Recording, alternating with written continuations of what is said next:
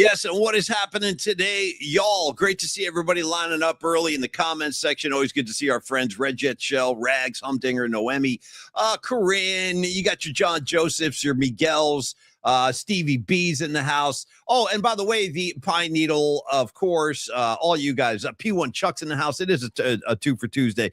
Hey, pre-show post of the day, Tony. Today is going to go out to our friend Sourdough Sal, who said, he actually asked a question a few minutes ago on the comment line. He goes, hey, when are you guys going to start talking about the Masters? You know, I'm glad you asked. I'm glad you asked, Sourdough Sal.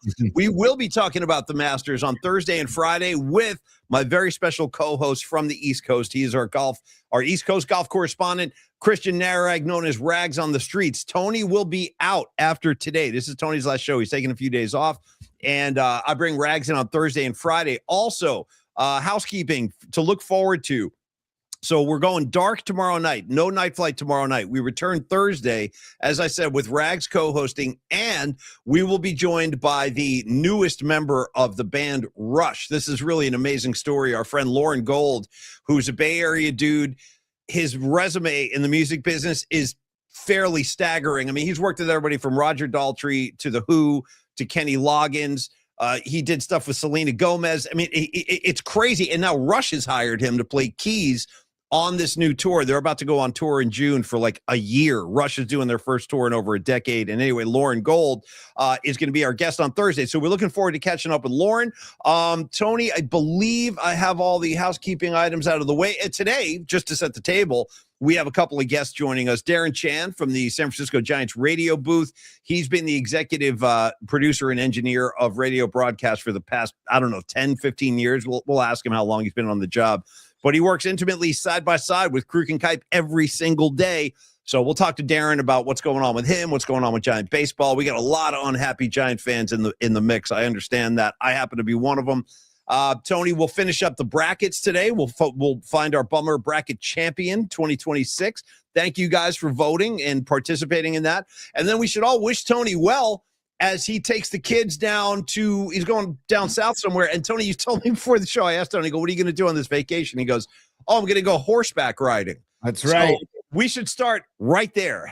First of all, good morning, Tony. How you doing, buddy? These intros you do, you throw like 20 things at me. So I'm trying to think about which one I should address in the moment, because I've got a multitude of reactions to everything you said. You just proceed at your own, whatever sounds good. Go ahead. Well, you said golf and Masters, so I got to say 4. I should have yelled 2. Yeah, so I got to yell that. It's my favorite freaking day. Yeah. Did you just drop an F-bomb? No, I said friggin'. Oh, okay. All good. Hey, we got the edit button. Hey, Tony, let me add one to that, too. Hey, Smales, I bet you $1,000 you slice into the woods. And then Judge went, I never slice. Gambling is illegal, sir, and I never slice. Damn! After he slices right into the woods. Anyway, Tony, go ahead. Sorry. Shout out Ted Knight forever. For life. For life. Dude. Yeah. One of the most underappreciated, underrated comedic actors I've ever. He and Leslie Nielsen don't get enough love in the comedic pantheon, Paulie, on the comedic Mount Rushmore.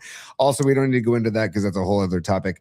You mentioned horseback riding, Paulie. I also we're going to. So we were going to go to Tahoe this week and ski, but guess what? There's no freaking snow, and all the resorts are closed. So Plan B. Let's go south. Let's chase the sun down south. So we're going down to Paso Robles, good wine drinking town, good horseback riding town. You're close to the beaches of Morro Bay and Cambria. And so Buckethead Mark and his family, they're joining us as well. Spring break time. So Buckethead Mark, we're bringing our guitars. We're bringing our golf clubs. We're also going to do horseback riding, Paulie. And yes, I will get on, on horseback. I'll be scared the entire time. I won't enjoy it. But I'll do it for my children because they enjoy it. Do they? Okay. Yeah, they totally do. But I had a bad experience when I was 8 years old, and my horse went crazy. And I had a bad experience too. Let's trade war stories. Go ahead. What happened to you? This is Squaw Valley when it was still Squaw Valley, like in the canyon of Squaw Valley, basically where the golf course is. They do horseback riding. Well, 8 years old, my horse decided to just take off from the pack. Sure. And just started booking, man. I'm talking booking. So I'm holding on like for dear life. Terrifying. Dude, 8 years old. 8 years old, Paulie. I've been hanging on for dear life to this freaking wild animal in my mind. I don't think I've ever heard this. This is fantastic. All right, so what's going on? So you're now. What's the setting? You're on the beach. Is that what you said? No, this is Tahoe, up in Tahoe, and the Palisades, formerly known as Squaw Valley, and the canyon of the valley. The horse takes off. And what do you do? The group. We had a big group, and my sisters, my parents, and another group, other people. You know, takes off. Do we galloped through a river? I had branches. Were you like hitting it with the reins or whatever? I'm 8 years old. I don't know what I'm doing. I'm hugging onto the neck of this thing because I don't know if I'm going to fall off, dude. Oh, this is great. Branches were hitting me in the face. I'm crying. I'm screaming. You're crying. I'm sure you were crying too. You're 8. I mean, terrified. Yeah. 100%, man. And so the guide, she cruises over, and she was a total badass. Like one of my first crushes in life, actually. Okay. She's like, pull the reins. I'm like, I don't know what the reins are. What are reins? So finally, what do I look like? Oh, my Bronco Billy. I don't know what the reins are. You know what I mean? I live in the city. I don't know. I take the bus. I don't know anything about horses. Yeah. I totally did. So Paulie, just in the badass, like Indiana Jones style fashion, she just comes and she just grabs me off my horse and then takes, you must have been traumatized for the rest of the trip, like shaken. Traumatized for the rest of my life, Paulie. Every time I get on a horse, I'm like, are you going to be the horse that's going to go crazy on me again? I mean, they can kill you. The horse can kill you if you get thrown through. See, now this is where I try to connect on a spiritual level with the horse before I even get on the thing. You got to let him smell you, and you got to pet the snout or the muzzle or whatever they call that whole thing. I look this horse in the eye and I'm saying, it's you and me. Yeah, let's just keep this cool. Me and you, we're gonna be buddies. Can we just bond and just hang out? I'm looking for a peaceful cruise through the wilderness. It's like the military guys when they're walking into like an enemy territory and there's other U.S. troops around. And this is what they say. They'd be like, "Hey, I'm a friendly. That's gonna be you. You're gonna walk up to the horse and be like, "Hey, I'm a friendly. A friendly. Be cool." Yeah. Yes. So I'm hoping that I have a good vibe. Don Peralta had a good suggestion. He asked that I send a video of me horseback riding that you can share on the show. So please do that. And by the way, Corinne is coming in with some good advice here. And coming from Corinne, it makes a lot of sense. She says, be calm, Tony. Horses can tell if you're fearful. Okay, so is fearful good or bad? Like if I'm fearful, is the horse going to be like, I'm gonna mess with this kid? Well, you might make the horse nervous or something. I don't know. Okay. I don't know. Like you don't want a nervous horse. You know what I mean? All right. Well, I'll do my best. I'll pet it. I'll brush it. I'll hug it. I'll talk to it. I'll whisper it, sing it some songs. So, yeah. So just wish me luck, everybody. So good luck, man. The only stressful part of this journey with my children and family is that the horseback riding, which Megan and the kids really want to do. So I said, I'll do it. But Buckethead Mark's going. We're going to play some golf. We're going to play some music. We're going to chill by the pool. We're going to go to the beach. It's going to be a lot of fun. It'll be chill. So okay. Well, that's what's in store for me, Paulie. I wish you well. You've been working hard and in fact, you know what? We should do all this real quick. Yeah. So Tony's going to be out for tomorrow through the rest of the week. I'm going to be back next week on Monday, going to the Bruce show on Monday night, but then I'm going to be out Tuesday through Friday of next week. We're both taking a little bit of time off. And then we'll return to full strength on 420. But so one show for me next week. Tony will do a couple in my absence, and I'll keep the show going while Tony's out. So, Tony, we find ourselves today. We got a couple of guests I told you about. Also, Nikki DiFrancesco will join us, one of the greatest mugs in the entire PMP familia, the great Nikki DiFrancesco, purveyor of good vibes at every event he goes to. He's going to join us for a Show Us Your Stub segment today. I'm looking forward to that. And Tony, real quick, just a word on Michigan, if I could. Michigan wins a national. No, not yet. No, Paulie, no. Because stand by. That is just to slap both of us into shape because you mentioned the Bruce Springsteen show, and we're going to get to slaps for the bullpen later on. Oh, it's a month. It's a month. Yeah. But you mentioned the Bruce Springsteen show. I would like to say that it has been confirmed that I will be attending the show with our friend and partner Tom Stack of Tom Stack Real Estate. And Paulie, let's venture into a Tom Stack portion of the show right now. This is the kind of discipline I'm looking for out of you. This is exactly what I need. Someone to like control the situation. You want to talk Tom Stack? I'll talk Tom Stack. I'll talk Tom Stack till the cows come home. Then we're going to come on back and we will get into the guts of the show today. We'll do our brackets. We'll talk to Darren Chan. We'll talk to Nikki DiFrancesco. But first, a word on Tom Stack. As Tony said, testimonial Tony is waiting in the wings. As soon as you're done with your portion of the spot, okay. I will jump in. Okay, I will do that. All right, well, testimonial Tuesday. Cool your jets for a moment while I tell you about Tom Stack, great friend of ours and a great sponsor and partner of the PMP show. He is a broker, Coldwell Banker Realty, 20 years in the game, in the real estate game. And the real estate game in the Bay Area is no joke. You got to be hooked up with the right person and the right agent. And that, my friends, is Mr. Tom Stack. Why? Because he's never going to pressure you. He's not going to strong arm you into any kind of, you got to buy this one. This is the one. He doesn't operate like that. He wants to get to know you. He wants to get to know your family, what your goals are, the kind of home you're looking for, or maybe you're selling. Maybe you need to unload a home if you're moving or some circumstance like that. Tom is a people person. He's a really super easy guy to talk to. So just be honest with him. He's going to be honest with you. Tell him what your needs are, what your budget is. And that's why I always like to say, when it is time to make these huge decisions, and moving this kind of money around, it's time to talk to Tom Stack, because he will provide you with the proper guidance, the proper assistance that you need when you're going through the home purchasing process, because it can be stressful, especially if you don't have the right agent. And you've seen Tom on the show before, super chill dude, worked for the Grateful Dead for a very long time. He learned a lot of business lessons through the Grateful Dead years. Like, I think that taught him a lot about interaction with clients and customers and things like that. He's also extremely active in Lafayette. He's an East Bay dude, and he was actually named the Lafayette Businessman of the Year. I believe it was 2023 when he won that award. He's hosted a million musical events over the year. He puts on a lot of shows at the Lafayette Town Hall Theater. I've actually played one of the shows he promoted. I played with the Freestone Peaches, and Tom was doing his Bill Graham routine that night, and he promoted that whole show, so that was a lot of fun. But in the meantime, his real day job is, as I say, a real estate agent with Coldwell Banker. So if you're watching the show and you're like, yeah, I'm looking, but I don't have the right agent, this is the guy. Tom Stack is the guy. Give him a shout. 925-878-9964. One more time, everybody. 925-878-9964. You can always email Tom also, if that's easier. tom.stack@cbnorcal.com. Thanks so much, Tom, for everything you do. I can't wait to hang with you at Bruce.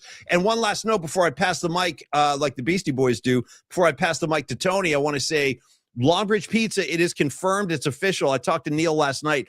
There will be a pre-Bruce get-together with the likes of your Tom Stacks, your Creative Tonys, your Paulie Max, your Patties from Napa's, anybody else. If you have a ticket to the Bruce show, come on by Longbridge next Monday, and we can start hanging out at 5 o'clock. But I would ask you not to bum rush Longbridge Pizza if you're not going to Bruce. And the only reason is Neil is actually opening the doors for us. They're closed on Mondays. He's doing this just for the PMP Bruce ticket holders. So hope to see you there, Tony. Anyway, I'm throwing it over to you as my coordinates guy. I'm going to let you do the honors for the rest of this Tom Stack read, Tony. I will definitely be there pre-Bruce at Longbridge Pizza. And Paulie, just to refresh everybody's memory also, or those who don't know, the picture that you're looking at is the Grateful Dead house, 710 Asbury, with Tom Stack on the stoop, right? A shout out, a good stoop. And then Paulie and I in the window. I just wanted to give that another shout out. Thank you, Don Peralta, for that artwork. And also, yes, Tom Stack is a man of the people. Focusing like more specifically on the La Miranda corridor, Lafayette, Moraga, Orinda, that area in the East Bay. A lot of giant ball players. I think Buster Posey lives out in Orinda. But Brandon Crawford's out that way too. Excuse me. Crawford is he's an East Bay guy as well. Yes, 100%. And a lot of giants that live, a lot of just Bay Area athletes live out there. And so Tom Stack is the man of the La Miranda corridor, but also the greater East Bay. And finally, just in closing, Paulie, testimonial Tony has arrived, and this is from Ray. This is from Ray in Walnut Creek. And by the way, I've never met a bad Ray. Okay, shout out our own Ray Goodman, right? But the Rays in my life have never been bad dudes. So I'm sure this Ray in Walnut Creek is another good dude. And Ray says Tom is the best realtor I've ever worked with. I approached Tom in March about finding a property close to BART with great schools in Walnut Creek. Tom's knowledge, professionalism, and awesome negotiating skills got me the perfect place. He helped me write an offer hours after the property was on the market. Because of Tom's knowledge of the local markets, I landed a place that had fantastic finishes, wonderful location with amenities galore, even in this incredibly competitive market. It was a pleasure to work with such an outstanding agent. Tom was on top of every detail all the way to closing day. I now have the home I wanted for the price that makes me happy in an area I love. If you are buying or selling a home, do yourself a favor and hire Tom Stack. He earns his keep by making the experience great from start to finish. I'll end by saying Tom really made me comfortable through the entire buying process, and that isn't easy to do. Again, Ray in Walnut Creek. Again, people, if you're looking to buy and sell, the proof is in the pudding. Tom Stack of Coldwell Banker, our buddy, our friend, our partner, 925-878-9964 is the phone number, 925-878-9964, or email him tom.stack@cbnorcal.com and spread the word about Tom. If you know somebody looking to buy or sell, yes, spread the word about Tom. Thanks. Well said, Tony. And shout out to Dub City, who says, go testimonial Tuesday. Go testimonial Tony on a testimonial Tuesday. I like that. It is a testimonial Tuesday. All right. And thank you, Tom Stack. As Tony just said, we'll see him on Monday at the Bruce gig. Tony, national championship, just a word or two real quick. UConn, Michigan. Pretty good game overall. I mean, it was competitive down late into the fourth quarter. It's about all you can really ask for. But, dude, I got to be honest with you, and I'm happy for Michigan. Go Michigan. I got no problem with Michigan, blue and all that stuff. You know who's a big Michigan guy I heard from last night? Our buddy Dave Jenks, Overnight Dave, nice. at KNBR. He sent me like, go blue. He was all fired up. So, all the people that I've ever encountered that are Michigan people. Vicky Strait is another Michigan product. Nice. She's actually, I should say, though, she would kill me if I didn't clarify. Vicky is Michigan State. Oh, that's a big difference, dude. That's a huge. Yeah. I just meant she was a product of the state of Michigan. Sure, but she is a Spartan and she's Izzo and she's green, buddy. She's not the blue and gold. And also Captain Leisure of the PMP Familia is a Michigan Wolverine. So happy for the Michigan Wolverine Captain Leisure. Yeah. And Paulie, good game, like you said. And UConn, man, shout out UConn's full court press that just kept it tight in the final minutes, man. But dude, Michigan, God, attacking the boards, man. Just they are a testament to how important defense and rebounding are in basketball. I mean, it was a clinic down in the paint, but you got to tip your cap to UConn's perimeter shooting too. So, but I got to be honest, it was nice to see. It was nice to see Hurley walk away unhappy. Is that totally petty of me? It is petty of me. Yeah, a little bit. You know what, though? I appreciate the honesty, though. Look at me. You call me Paulie Petty and the Heartbreakers because when football season starts, I'm merciless on the freaking Muppet. So you need to take a couple shots at Hurley. I'm not going to hold it against you. I will say this final thing about the game is that you mentioned Michigan. I would say too that they had their size advantage was crazy, dude. Their team, they got big kids on that team, like really big kids, to the point where in the second half there were a bunch of sequences where UConn was having a problem just getting a shot off in the paint because Michigan was rejecting everything. It seemed that way. So anyway, congrats to Michigan. The Wolverines are champs. Tony, real quick, I just want to say too, I want to give Rod Brooks some credit. Also, Rod Brooks, who joined us last Thursday. If you missed that, go back to YouTube at Polymax Particles on YouTube. Like and subscribe while you're there, please. And check out our episode with Rod last week on Thursday. It's really good stuff. But Rod had a great post. He goes, "What a wacky year in college sports. A football school, Indiana." Yeah. I'm sorry, a basketball school, Indiana, wins the football national championship, and a football school, Michigan, wins a basketball championship. So first one since '89, by the way, Paulie. So really good. You know what's funny too, Tony? I remember watching the '89 title game. Like I have vivid memories of that because that kid Ramil Robinson was part of the Michigan Wolverines, and he went to high school with a couple of my buddies from college. He was a Boston kid, so I remember that game. That's my point. I remember the '89 team. I remember that game really well. Hey, Tony, what would you do if I told you that I brought up Michigan UConn only as a distraction for us not to have to talk Giant baseball? But let's do it. We're all unhappy. Go ahead. Go. Paulie, we're going to talk Giants baseball with Darren Chan, executive producer and engineer for Giants baseball on the radio. And DC is one of our favorite people we've ever met in the industry. And we've both worked with Darren Chan for over 20 years. And it's going to be a really fun chat with Darren Chan. But Paulie, we have a bummer bracket to finish. Okay, my friend? Sure. And we need to do that before we say hello to Darren Chan. We'll get into Giants baseball. We'll get into the bullpen, just bleep in the bed. Let me tell you a couple things about this bullpen. Let me just say this.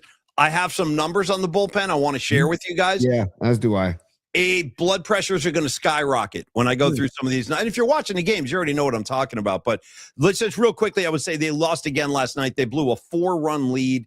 Just a bad loss, an ugly loss. This team, I mean, we got to talk about this team. There is literally no vibe coming off this team whatsoever. I got to be honest, too. I don't feel much of a vibe coming off Vitello either so far in this. It's early in the season. I get that. But you see him just sitting on the step over there. I don't know. There's no command presence with him. Or at least I don't feel any, not yet.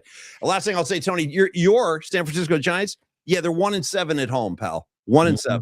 Okay. Yeah, it's no good, Paulie. And technically, the 4 runs go to Adrian Hauser. So the bullpen technically gave up 2 runs, Paulie. So I'm going to give 2 slaps. Okay. Okay. For the bullpen giving up 2 runs, even though the bullpen could have done its job and saved those runs for Hauser. But hey, Rafael Devers, you're making a good chunk of change, my friend. Oh, boy. Can you get your uniform dirty and dive for a squibber that's dancing down the right field line past you? I feel like his left to right mobility or immobility. Yeah. I watched that play with my son, and my son, I wanted to see his reaction. And he's like, Dad, Devers needs to get dirty there. Yeah. And I go, yeah, you're right. He's a professional making a gajillion dollars, and he can't dive for a ball to try and help his pitcher out and save a couple runs. We can get into it with DC. That's okay, fine. good. I like the deep breath. Let's regroup here. Let's regroup.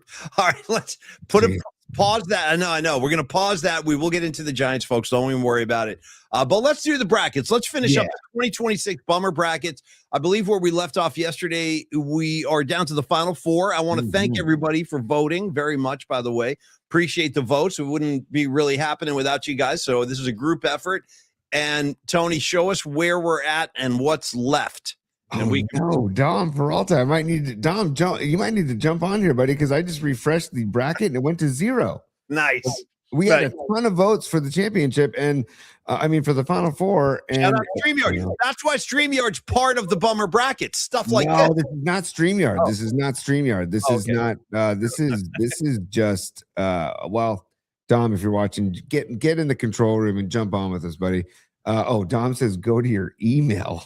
Okay. Oh, I don't know what's going on right now. Go to your email, and I'm going to raise a point. I want to quote a Sourdough Sal post here where he says, and I like this, Sourdough. He goes, by the way, Matt Chapman would not be yelling at Devers to catch the effing ball the way he was yelling at Casey Schmidt to catch the effing ball. That's a great call. I guess a little bit of seniority involved there. He's got the years over Schmidt, maybe not, and Devers too high priced a free agent, but I feel you. Let's keep it balanced out there. All right, by the way, dude, shout out to the ball of tobacco in Devers' mouth every single game, dude. I'm starting to get a little worried about Devers. That's not good for you, bud. Like that big ball of tobacco. I mean, that thing is massive. He's a chewer. He's an old school chewer. It's like the Leaf, the Levi Garrett, like the Sparky Lyle kind of chews. Lighting Dykstra. Yeah. There was a Red Man. There was Gold Star. Applejack. Applejack was the one I did in college, and it made me vomit on the baseball field. It was awful. You actually puked on the field. I did, yeah. I did. Sure. I got dizzy, and I was playing catch, and it was bad. It was bad. It was like part of the pitching staff's initiation to incoming freshmen, and I got initiated, Paulie. Okay. Dom's going to join us for a sec here, Paulie, because hey, look at this. What's up, Tommy? There he is. What's going on, guys? Yeah, I did.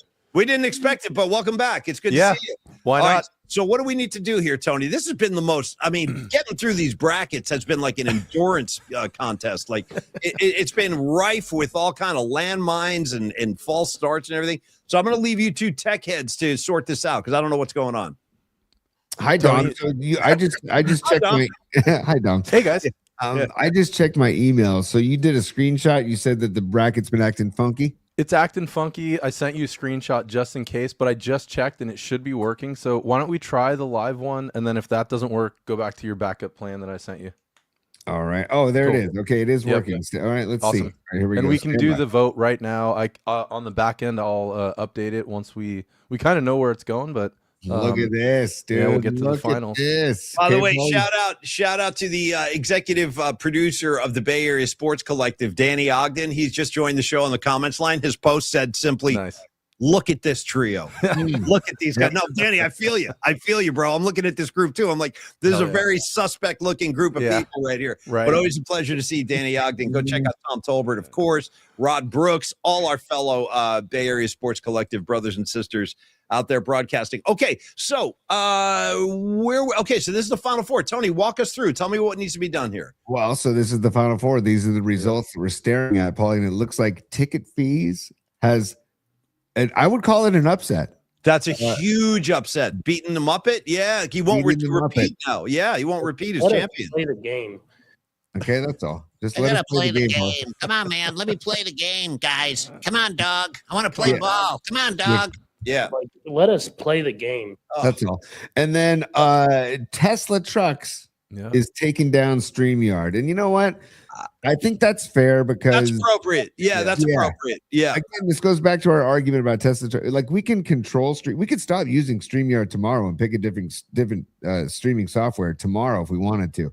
It's not easy to make all those changes, but we can still control that. We can't control when a Tesla truck just decides to go like a 3-lane lane change. And just own the road. And you know what the problem is? You got no choice but to yield because those things will flatten your car like a pancake. Right. They're like armored tanks rolling down 101. It's like, dude, what is going on around here? I remember when I first started seeing those, I'm like, what in God's name is this thing? Like, what is it now? The attitude of the Tesla driver, and I apologize for those. They're the most erratic crop of drivers I've ever met. It's like when we grew up, it used to be BMW drivers were kind of like the drivers. You kind of be like, oh God, this is like. But slow your roll now. Slow your roll. You're talking about BMWs. Let's not offend Bob Marley and Jerry Garcia, a couple of BMW guys right there.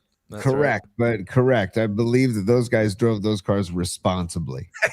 Actually, you know, the true story, the reason I know that is because when Jerry, I hate to shine a light on a bad moment here, but Jerry got popped for possession in Golden Gate Park. This is like in the mid 80s. And I remember when I read the story, it was like the police approached a suspicious looking BMW, pulled over to the side of the road. Inside the car was Jerry Garcia. And I think he had all of his goodies out and he was like fumbling around trying to hide everything. So anyway, and then I remember Bob Marley said, I don't want to do the Jamaican voice, but he said that he drove a BMW because he thought BMW stood for Bob Marley and Whalers, which is pretty wild. Yeah.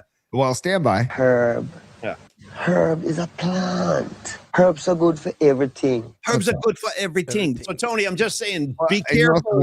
Sorry, you mentioned Jerry Garcia too, Paulie. We would all like to be able to live an uncluttered life, a simple life, a good life. There we go. Or Jerry, you know what I mean? Jerry's just hanging out in Golden Gate Park, minding his own business. Next thing you know, he's in handcuffs. That's a lot, that it happens. What are you going to do? And unfortunately, we can't play the bombs away sound effect either because there were no bombs. So no bombs. Anyway, Tony, be careful with BMW criticism, but please proceed.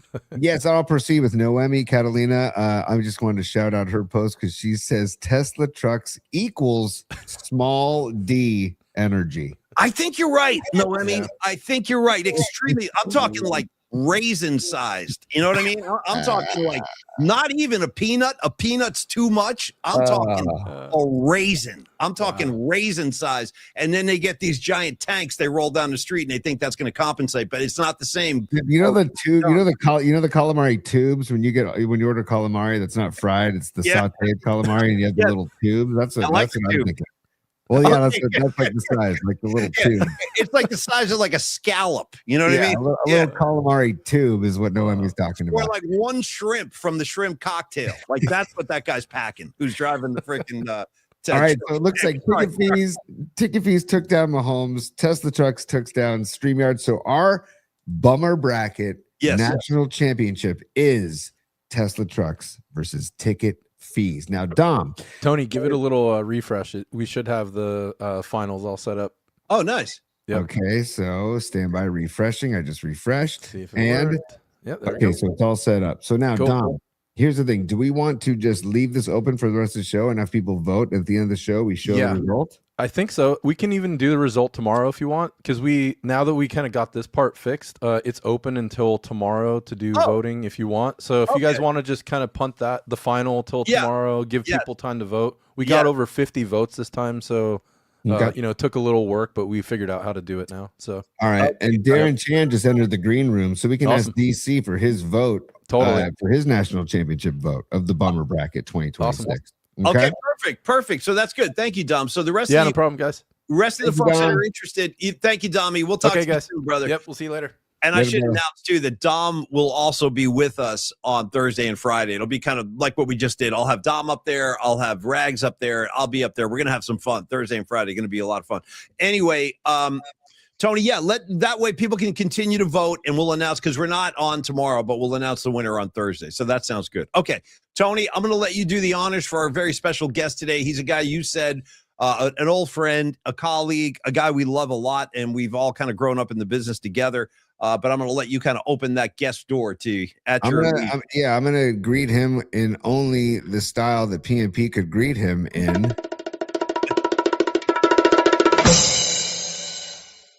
There you go, Darren. What's up, DC? What was that? The Flintstones running in place move sound? Ooh, I like that interpretation. It did. It sounded like the feet kicking up the engine. Good call. What's up, guys? Everybody, our good buddy Darren Chan, executive producer and engineer of all radio, Giants radio broadcast. How long you been on the job now, Darren? How long you been in the booth? This is my 10th year with the Giants. Congrats. So, yeah, it's hard to believe. It has flown by super fast. I mean, 2020 was just such an odd year to begin with, but this is 10th year with the Giants, and I'm hoping it's total 26 years in Major League Baseball total. So wild. Darren was with the Angels in 2002 for the Rally Monkey and the Thunder Sticks and the. Do you have some of those? Do you have collectible Thunder Sticks? No, I give them all to you when you asked for them, so I sent them over to you. Tony put in a special request. DC boxed them up and sent them. No, that's you see how we like to riff. DC, also, just to give you the full resume picture here, I believe you did a lot of work with the LA Lakers too, right? Yeah, I was down with the Lakers. That was my off-season gig when I was with the Angels. So I was there for the Shaq Kobe era from 01 through 16.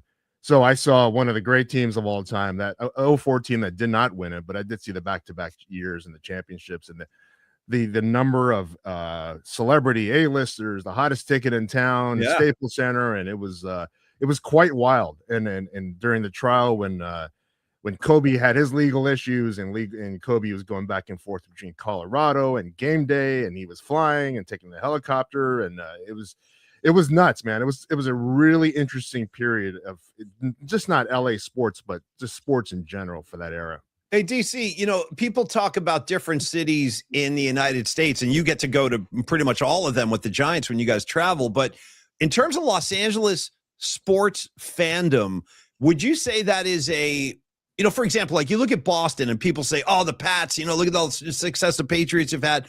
The Celtics, same thing. The Bruins, it's a big sports town.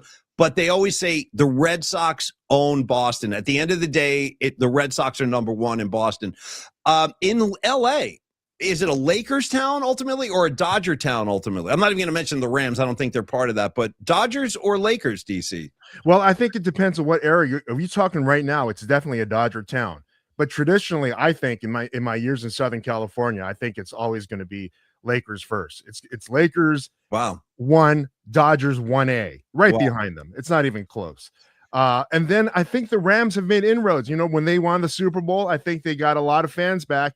And look, a lot of LA fans are bandwagoner fans. They're the ones that want to be at the event. They want to be seen. Yeah. I'm just by the sheer volume, the number of the population down in Southern California, excluding San Diego, just the sheer volume. There are tons and tons of sports fans, and they love winners. Look, I was down in LA when USC had their run with Reggie Bush, Matt Leinart, right? They and Pete Carroll was running the helm there. Yeah. It was huge. They were LA's pro football team before the Rams and the Chargers came back. Yeah, no, you're right. I mean, that's it. What a period of time that was too. You're right. USC was popping and popping. You had the Lakers with Kobe and Shaq, like you said. DC, to catch us up to the present though, dude, let's talk about what we've all kind of seen from this team, this Giants team early in the year. Another disappointing loss last night, 6-4. They blow that 4-run lead. What is your initial impression of this club? Like overall, what are we looking at here, DC? Is this a team of scrappers?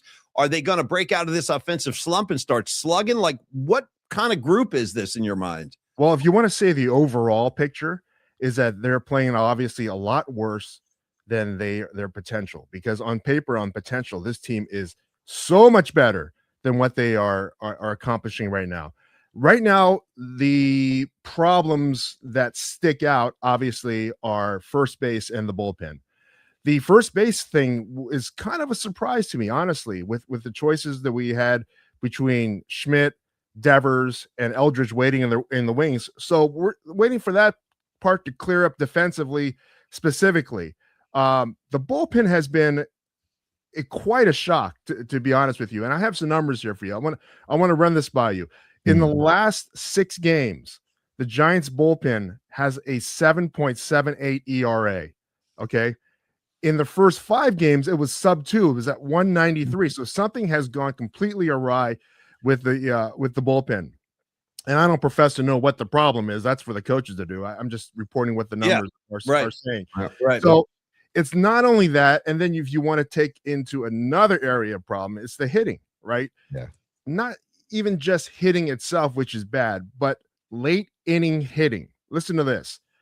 In the first 8 games at home, just the home games alone, not including those 3 that we had down in San Diego, right? They've scored just 1 run in the 7th inning or later. Okay. It's a -17 run differential.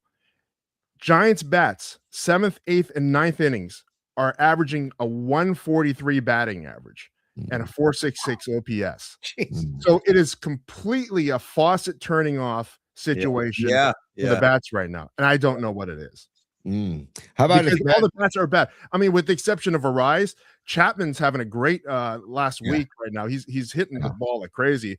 But the 2.7 runs per game for the team this season, it's the lowest among all MLB teams. Lowest batting average. It's just completely dry. I've never seen anything like this. Yeah, no, it's brutal, DC. And a guy like Devers, who I feel like we are right back into the first month when they got Devers last year, where he's not hitting the ball, he's swinging out of his ass. He seems like he's late on pitches, and then and again, 11 games in, but to be 3-8 and then to be looking up at the Rockies, dude. That is really, really just, I don't know, rock bottom, it feels like. But back to your bullpen, I similar numbers, these last 4 games, 13 innings pitched, 13 runs allowed. Brutal. 13 earned runs allowed and 13 innings pitched for the bullpen. Don't forget, Tony, don't forget, if I may add to that, don't forget the 10 walks that they've given up in that 20 span. hits. 10 walks and 20 hits. So we're talking 30 hitters on base, 13 runs allowed in 13 innings. That's just not going to cut it, man. And I don't know.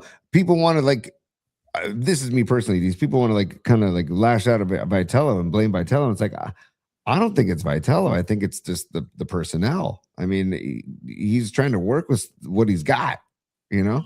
Yeah, I don't think it's something where a new manager comes in and all of a sudden everyone's offensive prowess and defense and the pitching all of a sudden does a U-turn and goes the other direction. It's just not that way. It's not an organizational philosophy where it's so dramatic, so distant that it's a change from what the guys were used to from last year and their previous careers. And, you know, look, Buster's he's the face of this team, right? I mean, in regards to overall big picture, because he's going to control the whole thing. So a lot of people jazz with him running things because he's a smart baseball mind, and that's what he is. And so you have to trust. Well, a lot of people say you trust the process with Farhan. You trust Buster because he knows what he's doing. He's played the game. He knows the in and outs. It's been a big picture thing for him building this team. I think you have to give it more time because baseball is not football, obviously. Yeah. It's just the slump. Every team goes through a slump. The slump just happens to be right now at the beginning of the season, which is terrible because the Dodgers are playing great baseball as usual, and we're digging ourselves a bigger hole. Well, and it seems like they ended the season on a slump. That's what I think hurts also. Yeah, we're like, kind of picking up where we left off. Yeah. Right. It's like this really long slump that included a really just interesting offseason, and that's kind of the bummer. DC, what's the vibe? I'm assuming that the vibe in the booth is like what you're saying. Give it time. Everybody chill out, relax. It's just 11 games. Am I Is that close? Most of it, a lot of it's like kind of a lot of puzzling stuff, just like fans are looking at each other like, what's going on? Why is this happening? Or you can't do this, can't do, we're no different from the people in the stands or you guys. The analysis is there and everyone's looking, and the players are doing it too as well. It's just not something that they're glossing over. This one hits them harder than anybody. Yeah, I can recall actually within the last few games, I think it was over the weekend, I think Mike a couple of times has expressed frustration, in particular with Patrick Bailey, because Bailey, he had that catcher's interference the other night, and he's just simply not hitting. He's not hitting. So, and it's okay. I mean, I think the fans appreciate that when the commentators are going to, kind of share what we're all feeling. But what do you think about Pat? I want to say too, preemptively, I like Patrick Bailey. I'm a supporter. I love him behind the dish, but I mean, his batting average is becoming a liability. So what do you think that this looks like if he continues to not be productive offensively? Like, what do we do with that position?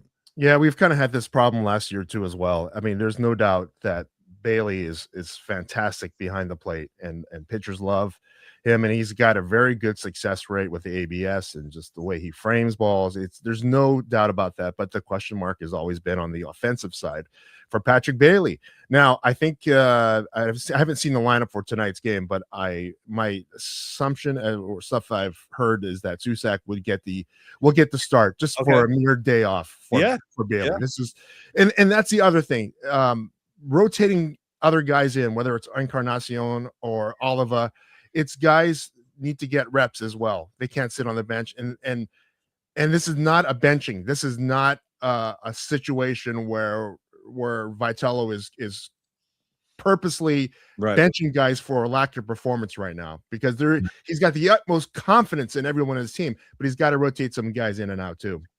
Go ahead. Sorry, Tony, real quick. I just want to ask DC about Buster, because you mentioned Buster a few minutes ago and his baseball IQ. And you're right. Like, he represents the brand, man. He's beloved in this city, and rightfully so. My question, Darren, is he available to talk ball with the players? Do they have those kind of interactions where he's like a resource players can go to and say, hey, Buster, what do you think about this? Or how do you think this looks? Does he interact with the players that way as a resource, just talking ball? Well, for home games, Giants BP happens usually before the gates open. And I can tell you for a fact that Buster and Zach Manassian are on the field in the dugout. Right. And they are talking to players, just like yesterday. I saw Chapman and Buster talking just off to the side. So they're discussing baseball, and they're around. They're a resource. So this is not something where they're hiding in the ivory tower or anything like that. They're down there. They're trying to figure it out too as well. And they're talking to the players, and the players are talking to them. So there's no doubt he's hands-on. Dude, you mentioned Wash. Have you had any interaction with Ron Washington, Dees? Man, I tell you, you could run a multi-part documentary on the knowledge that Ron Washington has, right, and the stories that man has seen in professional baseball. I forget how many decades it's been for him total. He quoted the number a couple of weeks ago, and I've already forgotten it.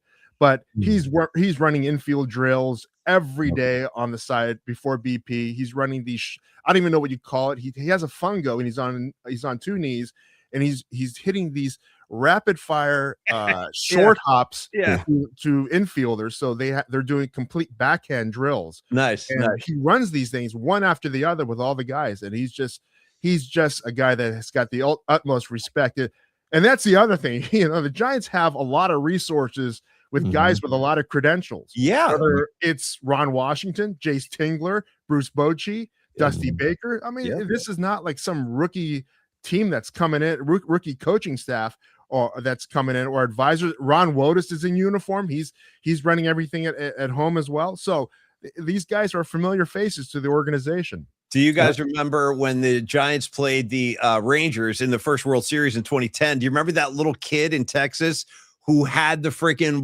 Ron Washington haircut. Do you remember that whole bit? Yeah, Like dude. a 6-year-old kid Yeah. who literally shaved his head like Ron.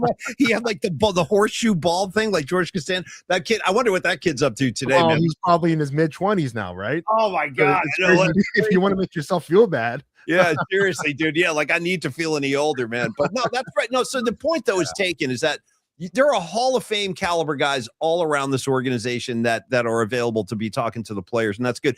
DC, what kind of vibe are you feeling at the Yard? I haven't been out yet this year, and I have to admit, and I said this on the show last year, from my perspective, because DC and I and Tony, we grew up in an era of Giant baseball where you would go to Candlestick Park like tonight on a Tuesday night. We're talking 7,000 people, maybe.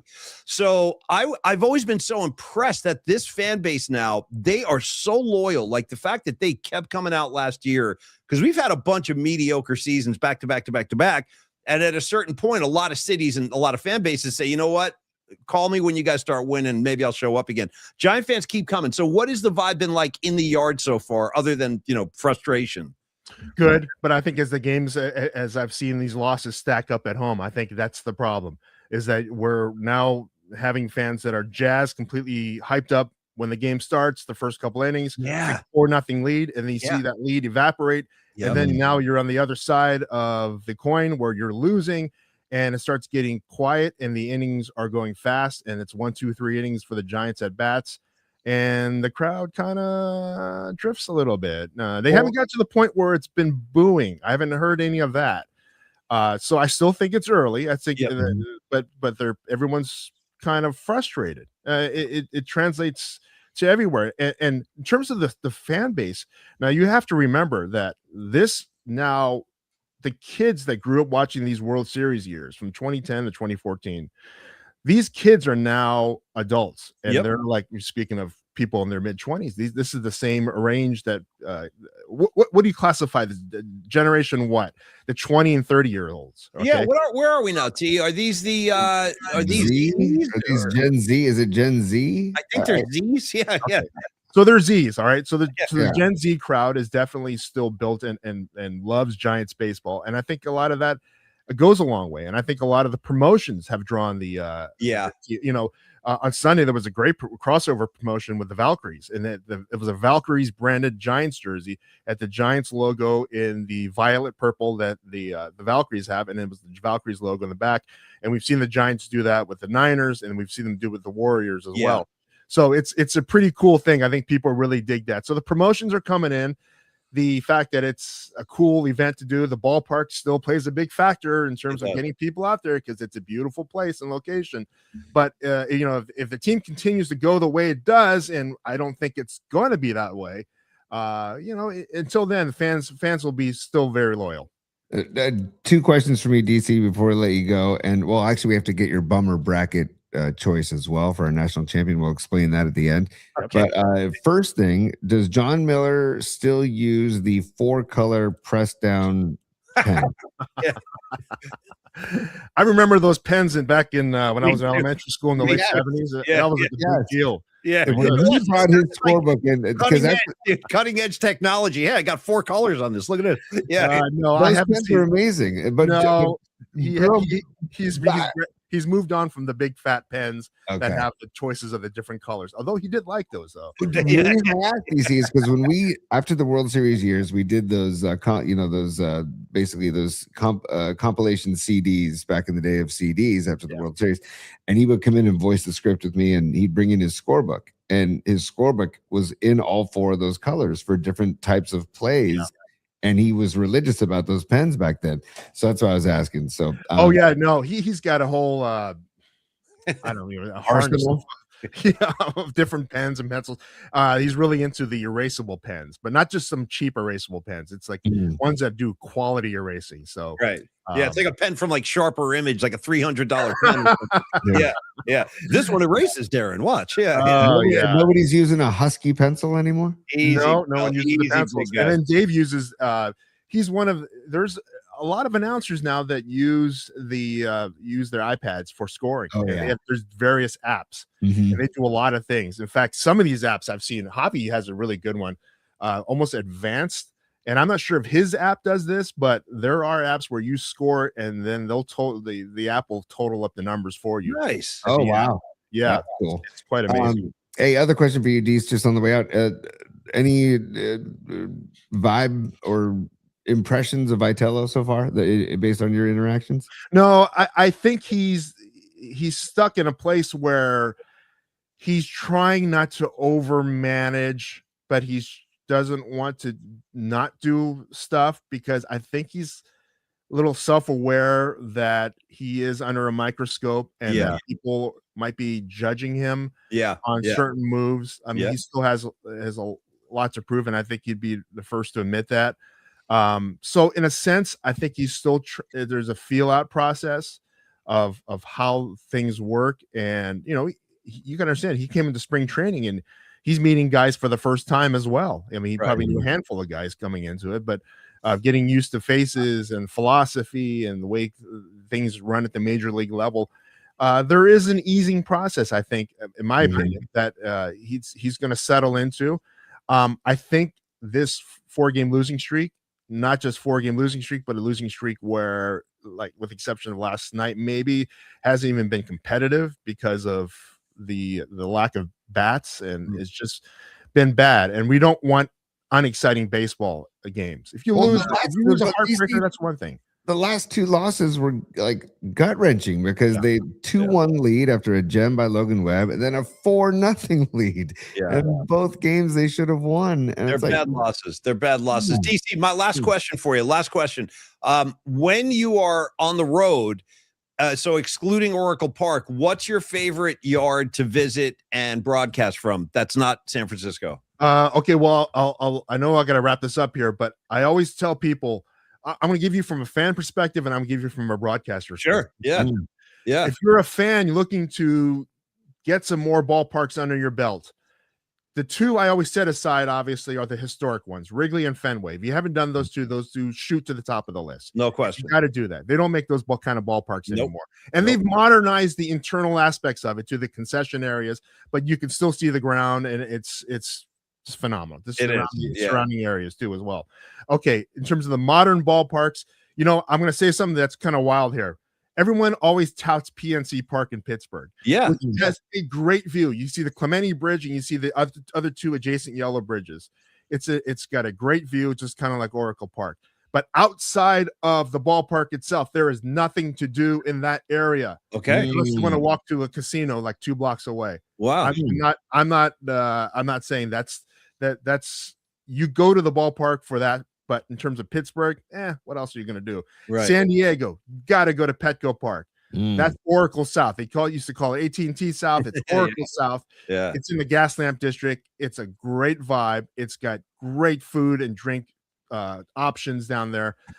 Those are the places. And then the other one, I'll let you go wrap this up. Target Field in Minneapolis, underrated, limestone walls. Okay. People in Minneapolis are super nice that work there. Yeah. It might be a little swampy hot in the summer, and you're gonna get some giant mosquitoes. But no sales tax on life necessity items.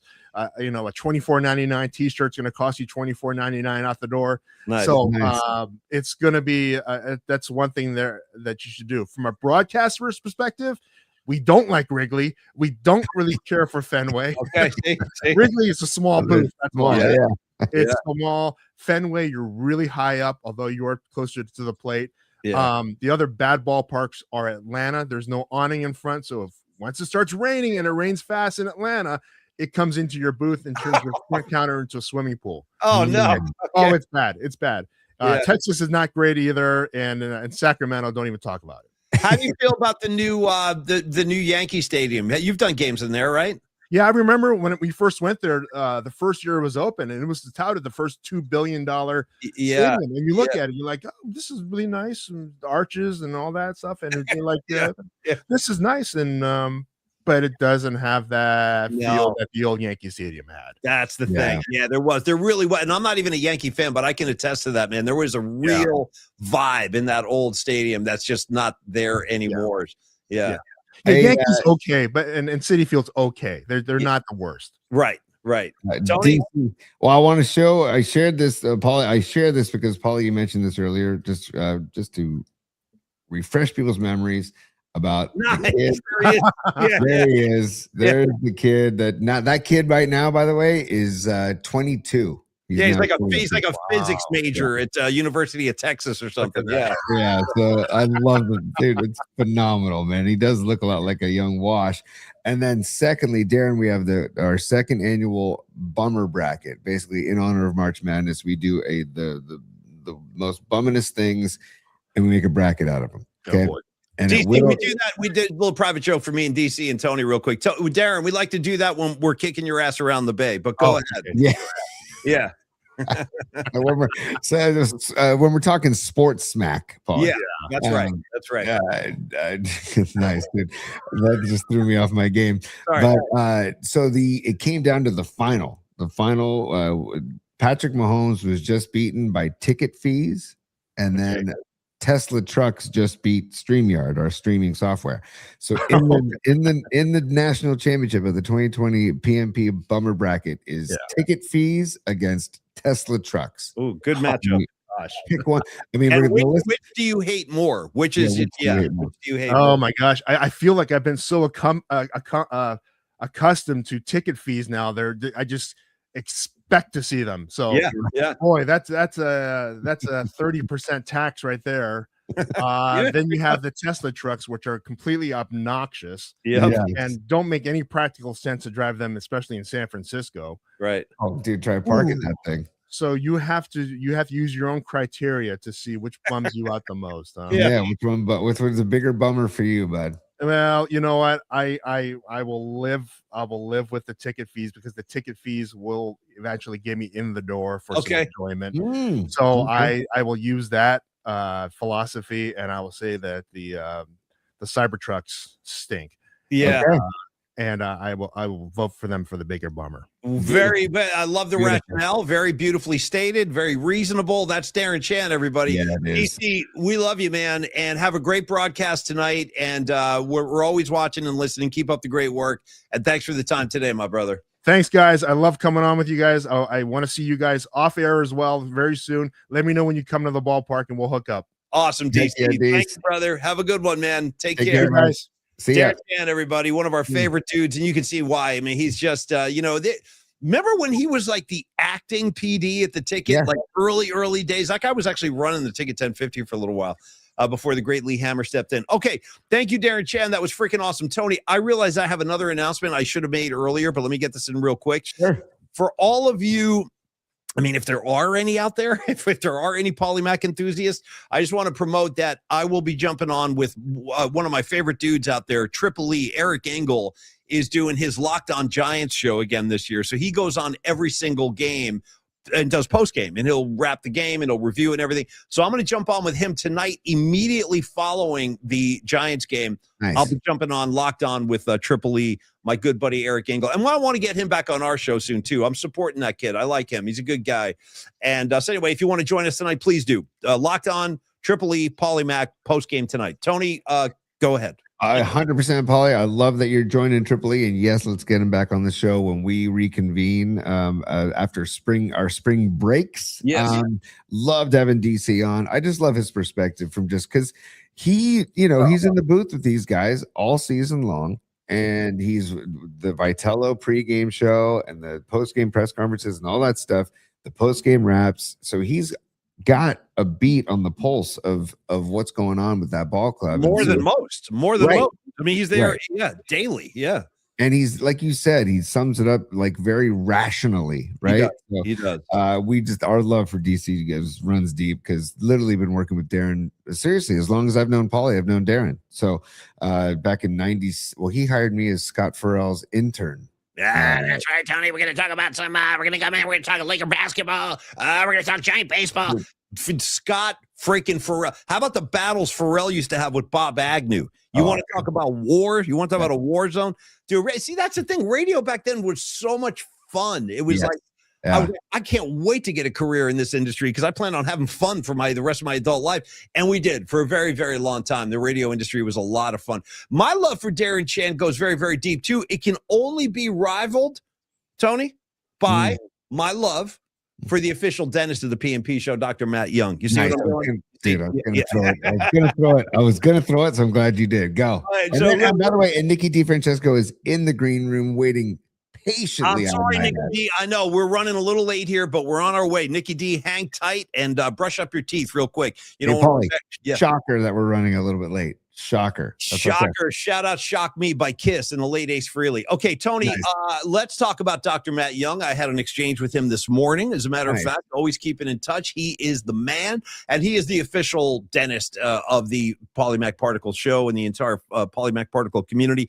If y'all haven't made the switch yet, I don't want to be too forceful about this, but what are you guys waiting for? This is the guy. I'm telling you, you hear my pleas. This is the guy. Dr. Matt Young is the coolest dentist in town. He's also one of the most accomplished dentists, not only in San Francisco, but in the entire country. He has been in practice for over 25 years. And when I say that, I'm not overstating. He's the president of the American Academy of Implant Dentistry in these United States of America. He lectures around the country about his procedures, and he is recognized as one of the very, very top guys in his field. So Dr. Young here in San Francisco, that is what he specializes in: implant surgeries, implant restorations. If you're doing like an overhaul with your teeth, go talk to Dr. Matt Young. I'm telling you, you will not get better results. Or if you just need your standard checkup, or you think you might have a cavity, you have a toothache, something like that, talk to Dr. Young, 415-392-8611. Super cool, super chill guy. Very, very handsome guy too, ladies. I'm just throwing that out there. Extremely attractive dude with the tan skin, the hair, the teeth. We've talked about it. But a comprehensive dental care is offered across the board for whatever you might need, or your family or your kids, your husband, whatever. Cleanings, fillings, implants, veneers, emergency care, orthodontics. He has Saturday afternoon hours as well. If you can't make it during the week, he'll work with you that way. The entire staff, the whole support staff down at Dr. Matt Young's office, very, very helpful and very, very friendly people. And I'll hand it over to Tony in a minute, but he is located down right off Union Square, 490 Post Street, again, in the game over 25 years. And just think about it like this. I'm one of the most nervous. Remember when Tony told that story about riding the horse and the horse took off? That's like me at the dentist office, just like gripping the chair, terrified. But not anymore, because Dr. Young has chilled me out so much, and that is a huge accomplishment, folks, because I was very nervous in the dental chair before I met him, and I'm just not anymore. The checkups and the appointments are all very like low stress. He'll give you the headphones if you want to listen to it. He'll do whatever you need to be relaxed. So give him a call and make the switch today. I'm telling you guys are going to thank us for this one. 415-392-8611. And we thank Dr. Young for his partnership. He's been great with us. So cheers, Dr. Young. Hope to see you soon, buddy. Paulie, can you give me some chimes? Can I just get some chimes, please? I'm actually a little mad it's taking me this long, and I got my magic wand out. Here we go, Tony. Transition. Yeah. And I just want to jingle testimonial, Tony. Okay, here we go. I just made that up on the spot, Paulie, because I'm going to 1,628 reviews on Google. See? Averaging 5 stars, Paulie. 5 stars. Yeah. 1,628. The proof is in the pudding, Paulie. Let me just read a couple of testimonials. This is from Cameron, and it's just literally last week. Cameron visited the Young Dental Group, Young SF Dental Group, and he says, I am very impressed at the thorough, knowledgeable treatment I've received, as well as my upcoming surgery, the decision for which I was included from the start. 5 stars for Dr. Young and the Young Dental SF Group. That's from Cameron, and this is from Philip, also just from a couple of weeks ago. Philip says, I had an incredible first experience with my new dentist and couldn't be more impressed. From the moment I walked in, the staff was welcoming and professional. What stood out most was how detailed and informative the entire team was throughout my visit. The hygienist was exceptional. She walked me through every step of the cleaning and explained what she was doing and why, which made me feel completely at ease. The dentist, Dr. Young, took his time to thoroughly examine my teeth and provided clear, thoughtful recommendations for my treatment plan. I never felt rushed or in the dark, which is rare in any medical setting. It's clear they genuinely care about their patients and take pride in offering high-quality care. I highly recommend this practice to anyone in the area looking for a trustworthy, attentive, and knowledgeable dental team. You'll leave feeling confident in your care and confident in your smile. How about that? 5 stars from Philip, Paulie. So the proof is in the pudding. Young Dental SF Group. Email him today, folks. info@youngdentalsf.com. And thank you again, Dr. Matt Young. Okay. Also, thank you to Nicky DiFrancesco for his patience because it is time. We are going to open up the guest room door and we're going to bring in Nicky D. Now, this guy's been with us literally since day one. We had our opening day party last year when the show was literally brand new right out of the gate. This was one of the cats that showed up. I remember all you OGs, and Nicky DiFrancesco was one of them. I immediately kind of won me over with the face, just the mug of a DiFrancesco. And it was great seeing him at the opening night party again this year at Standard Deviant. Nicky D was hanging out. And today, Tony, he joins us to talk about, it's to show us your stub segment. So let's welcome Nicky and let's see what he's got up his sleeve today, Tony. Yeah, Nicky D. By the way, Nicky D, let's hoist another one. Right? Yeah, my man, Nicky D. What is happening, brother? Okay. Atta boy. You guys stocked the green room with the one ass. Got the little espresso. Thank you. Tremendous. I'm very jealous. I have espresso envy right now. I wish I had one of those. Oh, are you wearing the Grateful shirt, Nicky? Oh, yeah. Nice. Yeah. So far, Nicky DiFrancesco has been on the air with us 30 seconds, and I have two major jealousy issues. One, I wish I had a cup of espresso.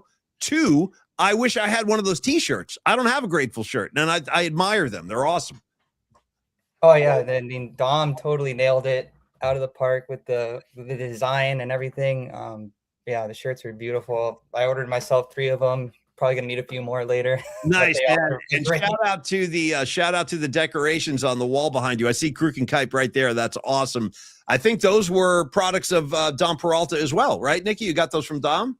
Oh yeah, also Dom, and I know there's no show tomorrow, so we need to go into a Peralta art spot right now. Let Dom go to work for you. He knows. Nicky D knows. So appreciate you joining us today, man. Appreciate all the support on the show too. You've been a great supporter of ours, and we appreciate that very much. What's the thrust of your presentation today? So we're doing show us your stubs, and what are we going to be looking at today? The floor is yours, my man. All right. Well, we're going baseball. MLB ticket stubs. So I've got a bunch of Giant stuff ready, but you'll see I've actually been to every single major league team. I've seen them play a home game. I guess I could say that. Nice. Do you That's agree with incredible. PC's assessment of Pittsburgh? Because I haven't been to that yard, PNC. I really want to go, but I didn't know it was so quiet around the ballpark. Is that accurate? Like there's nothing to do around there? Well, this was my my childhood. So I was in PNC Park in 2004. Okay. Just as a kid, like we're going in 2 hours early, watching batting practice, walking all around the yard. So probably around it. I'm not surprised it might not be built up yet, but PNC is right up at the top as some of the best, definitely the top 5 best ballpark for sure. Dude, Nicky, when did you start this venture? This is amazing because this can't just happen overnight, dude. I mean, this is years in the making. Yeah. Oh yeah, this is something, I guess. I mean, I was at the mercy of my dad, so this is something he must have dreamed up many years ago. And so it started in 1994. So I've got the first ticket stub. I mean, these things are totally dude. This is July 31st, 1994. Padres Reds at an old Jack Murphy Stadium. Nice. Jack Murphy. The Murph. Shout out to Murph. Rest in peace, the Murph. Hey, Nicky, before you proceed, just a little background on you. Are you born and raised in the Bay Area? Yeah, I was raised in Palo Alto. Okay. Born in San Diego, but and I'm living in the city right now. Attaboy. Nice. Which part of the city? Yeah, what neighborhood are you in? I'm in Cole Valley. Hell yeah, dude. Cole Valley. Love Cole Valley, bro. Skip right on down to Haight Street, grab a slice from Escape from New York if you can't make it to Longbridge sometime, And also go to Finnegan's Wake and just pour get a pint of Finnegan's Stop Wake. by Amoeba Records. We'll go all day, Tony. Tony and I'll go all day on Haight Street. We're big Haight Street enthusiasts. Yeah. Nicky D, you know where we used to hang out? Tony and I had like this kind of unofficial hangout bar. It might even be too old for you because you're a youngster, but we used to hang out on the corner of Haight. Where was Hobson's Choice, Tony? What was it? Was that It was Upper Haight. It was do you know, Nikki? It was Yeah, I think is that the one with the punch bowls or not? Yes, Yeah. dude. Yes. Yes. We had some crazy ass nights in that It's place. like the green hair now. It's read into something else. Yeah. It had the Yeah. huge windows. It was great for people watching. It was, dude. It was, and it used to get crazy in there Friday and Saturday. Tony and I had some really fun times in there. Anyway, sorry, my bad. I interrupted you. Carry on. No, I watched the show. I know exactly what I'm That's the way it goes. Yeah. But this was so I even have like a huge binder. Oh, hell yeah. Nice. Whoa. I'm not gonna Hell go yeah. through it all, the family album, but we got pictures from the stadium. We have the tickets. We have the box score. We have the column from the paper the next day. Nice. Loaded for all 30 teams. Wow. That is, And yeah, so it started. I'll just show the bookends, I guess. Now. Yeah. 1994. So this is just. I'll just show. That's how it started. Nice. no, one more time. Bring that up one more time. One more time. We need another look at that bad boy. Hold that up there for a second. Francesco's in 1994. I love it. I freaking love it. Is your dad holding you, Nikki? Is it your dad holding you? I'm behind my mom. That's you, the That's blonde. my brother. So I got my brother Jake. Yeah. Nice. Incredible. Started in 1994, and then we ended up in Canada. So we did U.S. first in Toronto. Wow. Toronto. This is from 2007. So it's 94 to 07. How was that experience? They say Toronto is like a pretty serious baseball town. Like they really love their Jays up there. Oh, look at this. Well, here's how it ended. This is just Wow. phenomenal. I mean, dude, wow. the pictures are really helping the whole presentation, Nikki. This is badass. I love it. Lifetime. That's how it goes. Yeah, right. It's great. Yeah. Definitely. I mean, Toronto was, they're becoming a baseball town for sure. Yeah. They have a good team going now, and I feel bad since I'm also a huge hockey fan. It's like Florida's winning Stanley Cups, and Canada can't. Dude, since the 90s. You know what? I'm glad you brought up hockey because I got to tell you, as one hockey fan to another, like the Toronto Maple Leafs have always been like my pet team because the Canadians to me are kind of obnoxious. They're like the Yankees. They just all that prestige, all that history. They really are. They're the New York Yankees of the NHL. They've won 1 million cups. But poor Toronto, they're up there. They're like part of the original six. They can never catch a break. They're kind of the Chicago Cubs of the NHL before the Cubs won their World Series, Nikki, a question for you. What's it like watching baseball in a dome? I've never watched baseball. Yeah, neither have I. It's one of my pet peeves. I wish they could go no domes anywhere. I mean, especially now that you can do the retractable roof, because of course, if you have some places, if they don't have a dome, they're not really going to be playing much ball. Right. But it is a vibe killer for sure. Right. The worst park I ever went to was Tropicana. Oh yeah, that's horrible. Even the roof is even like white, so you can lose You lose fly balls in the roof. I mean, what's going on here? Yeah, and it's just a blemish that doesn't belong. I mean, I guess it's Tropicana. And the poor A's, dude, the state of the A's up there. I feel so bad for them playing in that tiny little yard. And it's just, you hate to see that in Major League Baseball when there are all so many beautiful parks.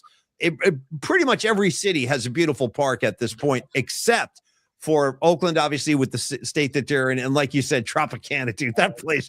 I mean, I don't even know what, and I mean, the vibe always seems totally lifeless in there. It's like quiet, like a library when I watch games from there. Oh, and that's even when they're in the playoffs. They're struggling to sell out playoff games. Great call. Crazy. Great call. It could be that a lot of people maybe that live down there move from somewhere else and they hang on to their old team and they never really got into Tampa, the Rays, I suppose. But that's good, young, fun teams. But the park is a killer, and it's totally dead. Usually. Is Miami any better when you go? Like, have you ever? Yeah, because I mean, I can't imagine Miami's much better as a baseball town. Like. Yeah, well, I've been to of the current ballparks, of the current 29 MLB parks, I've been to 22 of them. Okay. When I was down in Miami, it was the Joe Robbie, the multi-purpose. Right. That's what the Dolphins played too. Yeah. So that was also totally dead. Yeah, you're right. But now it seems like they have a pretty good looking park. Yeah. I like how they built it in. And, it's one that I kind of do want to see, but that's another thing is part of a good ballpark is a good vibe. And it's not a baseball specific towns. So Nikki D, what are the 7 yards left for you to check them off of your list? What's still out there for you? Well, it's a lot of the NL East, I noticed. So I haven't been to City, haven't been to the new Philly one. Who else? The Braves got a new one. Yeah, they always get it. The Braves get a new stadium like every 5 or 6 years, it seems like. Also, Nikki, you could go see Dominic Smith play if you want to. I know where I can't see him play. That's for sure. Yeah, right. We can't see him play here. I would like to see him play here, but we can't. Nikki, just for reference, like if you make a trip to New York, just know that you can check off. Let me think about this. You could probably check off 4 yards, like all within about a 6-hour driving window. Like, because you could do Citi Field in New York, drive 2 hours, you're in Philly. So that's pretty reachable. And then when you're in Philly, it's about another maybe 2 or 3 hours south, and you could hit the Nationals Park and Camden. That's the cool thing about the East Coast. Like, there's a lot of yards in a concentrated kind of area. Yeah. Yeah, and I haven't been in a while to the Northeast, but I'm heading to New York this summer because I still play. I started playing baseball now. I was coaching, and now I'm playing, so I can't commute. And our team is playing in Cooperstown this summer. Dude, when are you going to be there, Nikki? Like in July? End of June. Like June. Oh, end of June. Okay, we'll be there into July. All right, we'll have to talk. When you come back, let's talk and give me some notes because I'm going there at the end of July with my son. They're playing, and I'll be living in the barracks with our team. Oh, good God! Watch out! Watch for a out. week, dude. It's like a vacation for my wife and daughter and son, technically. But You're gonna come back stressed out from that trip. Yeah. You're gonna come back all messed up. I wanted to ask Nikki D also. Wait, what was the last question you just asked him, Tony? Because it was something about your question. You asked him about what 7 fields are left, or what he hadn't seen yet. Yeah. Then I asked about Cooperstown, about going to Cooperstown, and that's right. Thank you for picking that up. That's the thread. I wanted to ask you. So, what organization are you playing for? Like, what kind of ball are you playing? Well, I was just wandering around Golden Gate Park and was by Big Rec a couple years ago, and I saw the Big Rec at the 2 fields. You can see them both at the same time. I'm watching 2 different games. One's like a more traditional looking baseball game. One, they're wearing the old vintage uniforms with the huge vintage bats and gloves. Oh, yeah. I watched them both and I'm like, wait, I think I want to join that. That league looks way more fun. Yeah. So there's a vintage league in the Bay Area. And I don't know if you got the soundboard working and ready, but I'm on the team that signed me, San Francisco Pelicans. Dude. Nice, dude. Tony, hit him with one. Yeah. Hold on. Let me get this thing loaded for you. Pelicans. Here we go. Stand by. Here we go. Pelican flag. Come on, Pelican. Dude, I want that running over the PA when you guys run out onto the diamond. Come on, Pelicans. Yeah. It is in my head for sure. This is a wool uniform with the 3/4 sleeves. Wow. It's got the collar even right up here, hand stitched. Dude, I'm so glad I asked. And when do you guys play? Like, when do you have games? We play on Sundays. So we had our opening day 2 Sundays ago. That was we got our first victory. We won. Nice. Last season was my rookie year.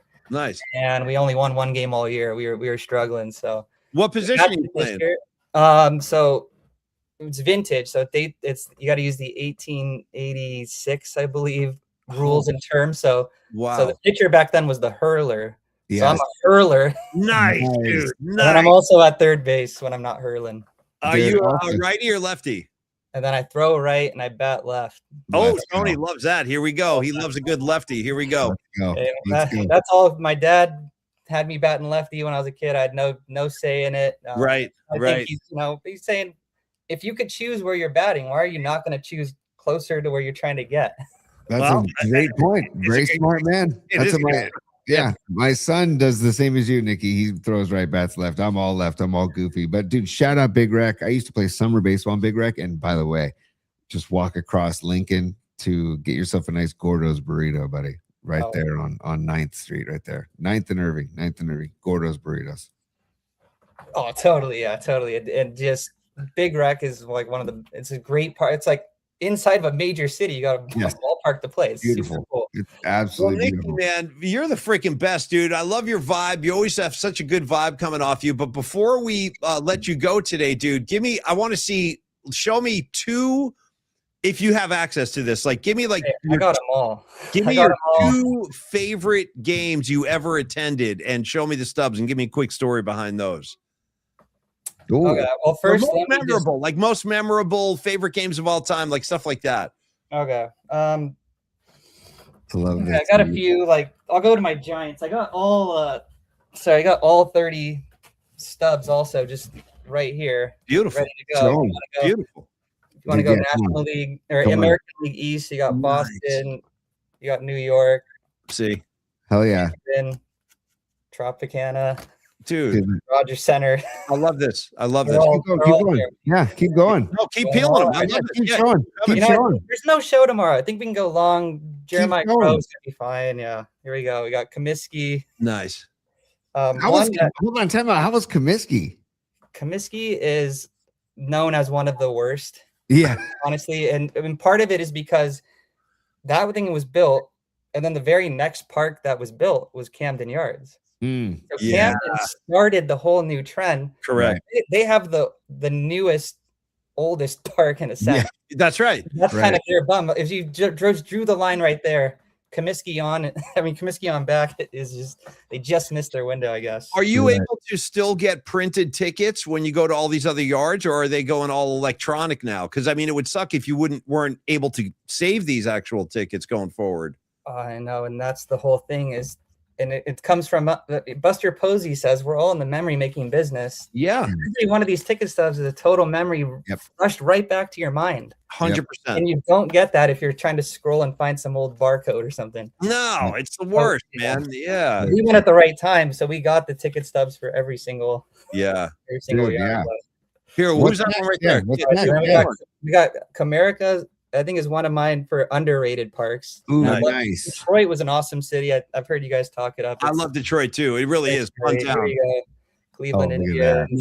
Nice. I've heard that's a fun park, Jacobs. It is. It's a good one. It's like a good one that's not. It doesn't stand out, but it's just a good, solid ballpark. Yeah, right. You know, I haven't been to the new Minnesota, which DC just talked up. So that's Target Field, Dome or whatever. Kansas City. Nice. 2014 Game 7 would have been awesome. Yeah. What do we got here? California Angels. 94. Yeah. Oakland A's. Oh, look at the A's. Texas Rangers. Seattle, but it was the Kingdom. It's freaking great. Kingdom. Nice. Here you go. Houston Astros. Yeah. Minute Maid. You went to time out real quick. Minute Maid. It looks tiny on TV. Is it as tiny as it looks on TV? Is it like? It is, and it's totally shaped. Like it's a rectangle, you know. Yeah. So you have the Crawford boxes there. It's so short. I love how they even tried putting out that hill in center field. And play. I thought that was hilarious and awesome. A bummer they had to take that out. I know the players' union's probably upset about it. But right. That was great. We'll keep going. It was at RFK for the. Oh, nice RFK. Yeah. Veteran Stadium for Philly. Yeah. The Veterans Shea Stadium. Oh yeah. Mets Dodgers, by the way, that's a good matchup too. Yeah. This one is Atlanta, Turner Field, Miami, Florida Marlins with the D train on it. Oh, that's right. Nice, dude. Nice. That was Dontrell Willis on there. Yeah. Oakland Zone. Colorado, Pittsburgh. Here we go. PNC Park, 2004. God, Cincinnati was bad. Synergy. Yeah.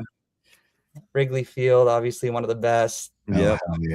Hell yeah. Brewers this ticket's up in Bernie's Dude, how was that? I've always wanted to go to a Brewers game in Milwaukee. Milwaukee, what they're known for is they tailgate for baseball, which is not a common thing. So it's a huge parking lot, but they're all about get the sausages on the grill, have a beer before you go and save all that money. Yeah. Were they doing the sausage run? Or really doing the sausage run? Oh yeah. And then what about the beer? The Brewers slide? Yeah. Bernie's slide. Oh, dude. See, that's awesome. That's freaking baseball to me, man. Here we go, Busch Stadium. The last year of the old Busch, St. Louis. Right on. Totally faded old Giants ticket. Nice. Look at that. Coors Field, 97. Coors is nice. Yeah, if you get a sunset at Coors. Yeah, and then you go out into downtown Denver too. Coors is pretty sweet. Yeah. Then we got Arizona. Expos. Nice. Montreal Expos. That's a freaking keeper stud with the Expos, but Bank One or the Arizona's, I just don't. I'm kind of with you. Yeah, yeah. All they really have going for them is the pool. Right. Yeah. if you're not sitting in the pool, whatever, whatever. Yeah. Petco is, as DC said, one of the other best ballparks as You well. agree with that? You agree with that, Nick? It's one of the best. Definitely. They built it into the town too, so that's the thing. You spill out of Petco, you're in a great spot. That's it. You have a park behind there. You're gonna have great weather when you're there.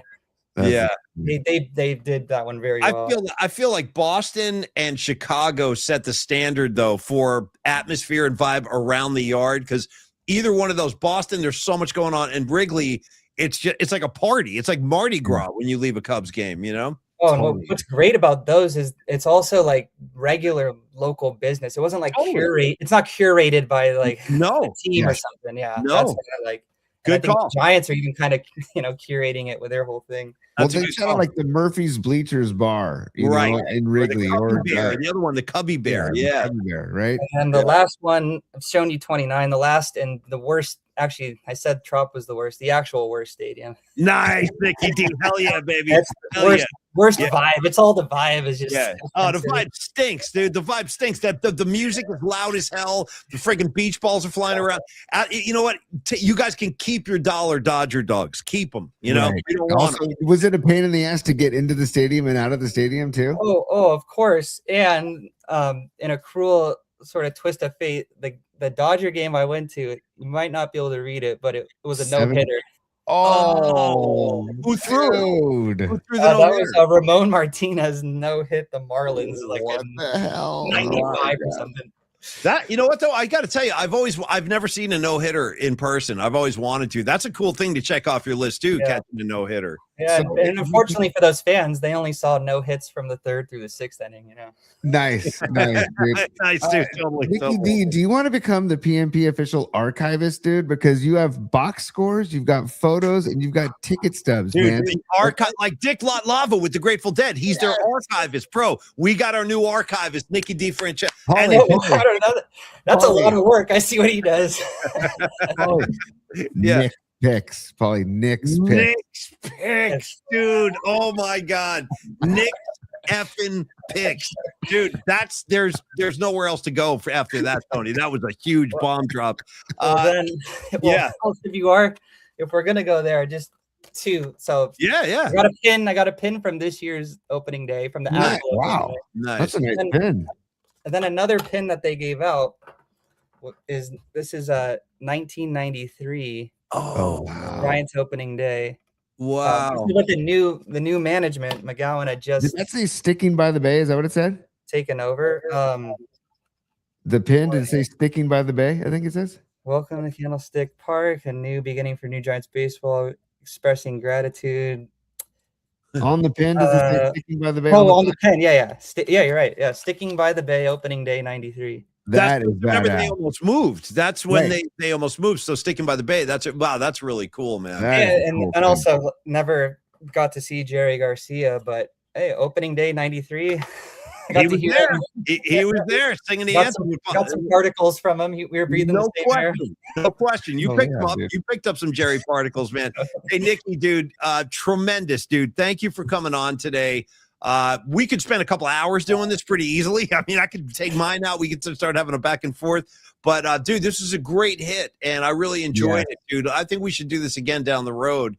If you're ever up for round 2, we'd love to have you back, Nicky. Oh, yeah. I'm a school teacher, so I'm on spring break. Oh, dude. Cool. I was able to get this week off at Summers. Yeah, I'm definitely looking forward to coming back on again. And, like, anyone in the PMP familia, you should totally sign up for one of these. It's a blast. It was like I couldn't even sleep last night. I was buzzing so much, Dude, I know. Well, sure, dude, we love you, man. It's great having you on. And by the way, let's shout out, what school are you teaching at? Escondido Elementary. It's in Palo Alto. Right on. Okay. Once I got a gig in Palo Alto, I couldn't get up to the SF Unified. Yeah, dude, raising your hand in class. Mr. DeFrancesco. Yeah, who's any class clowns? You got any trouble kids down there? Oh, of course. They're the teachers. They're the teachers' favorite kids, actually. Yeah, that was me. I mean, we don't have favorites, but they're kind of the ones you really spend the most time with. Nikki, you are a freaking good Hold on, vibe Paulie, machine. real quick. Nikki, Yeah. do you give out detentions or like what is Well, I guess I should say I'm the PE teacher. okay. Okay. I'm out on the field. I'm the one rescuing these kids from class. Let's get out. Let's run around. Let's exercise. Have some fun. Give the teacher a break. I got to be honest, Nikki. You are in a day and age of video games and lethargy and just kids eating crap. You are a very important part of kids' lives, man. I'm not joking, seriously, because my kids love their PE teacher at their school, and very important to get them outside, exercising, moving, and stressing, like eating healthy and working out. And tip of the cap, man. Nicky's making it better. He's making the society better. And hey, before you go, Nick, check out some of the reviews. Rags, Nikki D, great seeing you. Nutter, right on, Nikki D, great job. Particle Patent, good job, Nikki D. Sweet Mad Hatter, hell of a job, Nikki. Let's see what else we got down there. Robot Centaur, Principal Paulie needs to make a cameo with Nikki D. Now. I think you need to do it now. Stand by. Boy, I haven't eaten this in a while. Now, the Robot Centaur, this is the call of the day. Seriously, besides Noemi talking about Tesla trucks and small Ds, the Robot Centaur asking for Principal Paulie to talk to Nikki D, the teacher, is phenomenal. Well, Nikki DiFrancesco, please report to the principal's office and bring all of your No, better yet, bring an empty box because this is your last day on the job. No, I'm just kidding. Hold on. Okay. I don't know. It just popped into my head. Nikki, we freaking love you, brother. Enjoy your time off this week. Hopefully the Giants give us a win tonight. Please, fingers are crossed. And love to have you back sometime. And we'll see you soon, bro. Thanks for coming on, Nikki. All right. Thank you both. Love you both. Oh, dude, Nikki. And also, Nikki, now that I know that you're in Palo Alto and you're making the commute up and down the peninsula, stop on by San Carlos. Let's grab a pint somewhere locally, and because we're nearby. So let's make sure to connect, dude. For sure, man. I'd love to do that. Love to see you guys both. Cheers, Nikki D. Have a good one, brother. Thanks for coming on, man. Thanks for sharing, Nikki. Oh, hey, I got to tell you, too, round of applause. That guy, I mean, he just won over the entire freaking Bay Area with that hit. I mean, you see why I'm under the spell of a Nikki DiFrancesco. Since day one, I was like, I like this kid. As soon as I saw him, I'm like, I'm a fan. I'm a fan of that face right there. Yeah. Paulie, I don't know if you remember my friend Josh Whittington, who was the lead singer of our band with Adam Berger. Yeah. Long hippie hair. He used to have a phrase, and it only applied to certain people, but he used to say, that guy oozes joy. Yeah. And he would only say it about certain people. And I'm like, and he would explain it about certain joy. Nikki oozes joy, dude. Just the guy just rules. The whole binder, the whole box scores, the whole photo, the photograph, the memories, like the family photos. It's dude, how about the throwback baseball jersey the kids wearing on Sundays? He's out here balling 1800 style. Incredible. Oh, come on. I'm about to put the freaking Roadcaster back on the bummer bracket. What are you doing? Oh, I was trying to look at him. Oh. What's the Pelican fly. Come on, Pelican. That G-damn Roadcaster of yours has caused us all kinds of conniptions and stress this year. You know what? Let me relieve some of the stress with a word about our good friend Carlos De La Fuente. And then, folks, we're going to get Tony out of here. We got to let Tony start his vacation. Come on, Pelican, fly, Pelican. Okay. Carlos De La Fuente was the gentleman who brought that soundbite to the show. Carlos has got a real ear for things too, man. He's a music lover. He's a sports lover, and he's also one of our shining lights in the financial community.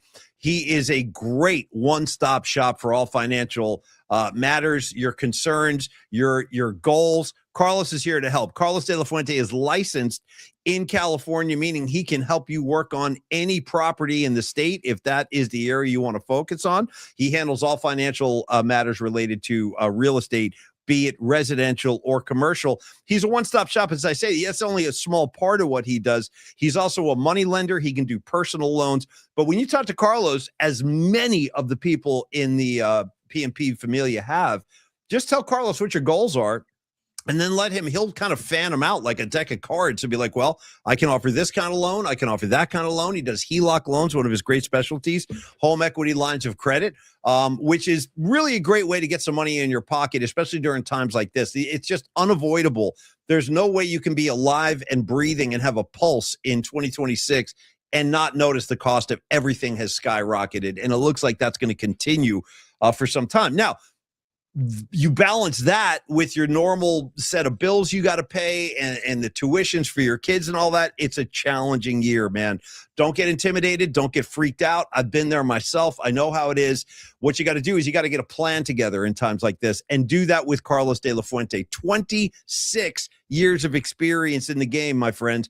He is a San Francisco native. He knows the Bay Area. He loves the Bay Area, and he cares. He cares about your well-being. So talk to Carlos. Maybe HELOC loan is right for you, where you draw money out of your own mortgage and then you have some extra cash in your pocket. If you are in that state where you just need some funds to get through this year, tell Carlos about that and let him offer you some different solutions, different loan programs. And again, I like to remind people, Carlos works up tempo. He's incredibly thorough. You're not going to get bullied or strong-armed into anything, and you will never get hit with any kind of hidden fee, appraisal fees, no escrow, no title fees.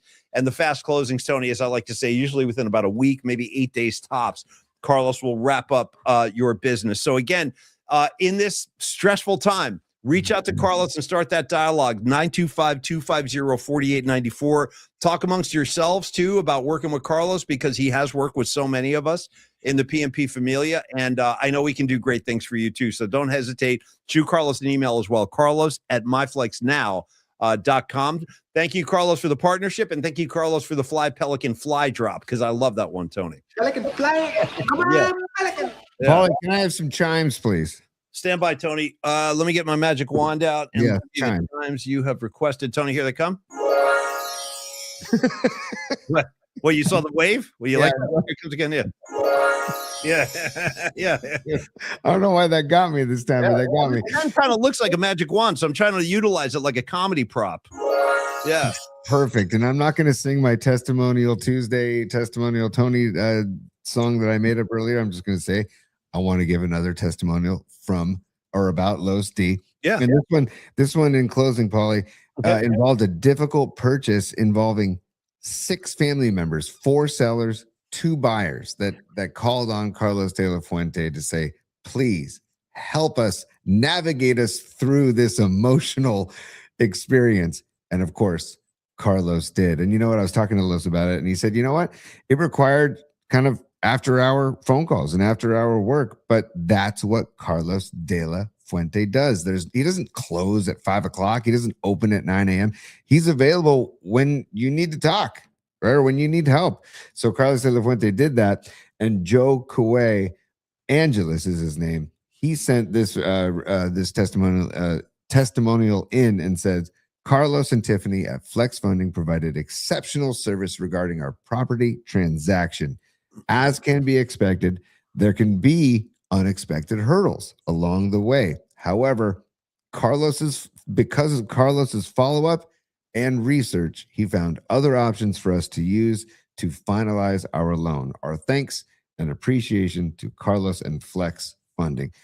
That is what Carlos delivers, a happy client and a happy relationship, because he goes the extra mile for you. So talk to Corinne or Sartorio, talk to our many members of the PMP Familia that have dealt with Carlos De La Fuente, that have called on him. Dear friends of mine down here on the peninsula, they all raved about their experiences with Carlos. We love Carlos as a friend and a partner. Yep. Contact him yourself, 925-250-4894. Again, 925-250-4894. You can email Carlos@myflexnow.com, but we recommend the phone call. Get in touch with Los. Give us the Los. Give us the Los. What loan would you like, Paulie? What loan would you like? I'll Yes. tell you what, Tony. And yes, thank you, Carlos. Tony, I want to do this for you, my good friend of so many years now. I want to get you out the damn door. I want to get you back in the saddle. Literally, I want to get you back in horseback. And I want to get you back on the show Monday with all kind of horseback stories and tales from the road. So, Tony, from me to you, have a great time off, dude. You deserve some rest and relaxation. You go enjoy. I will see you back here on Monday.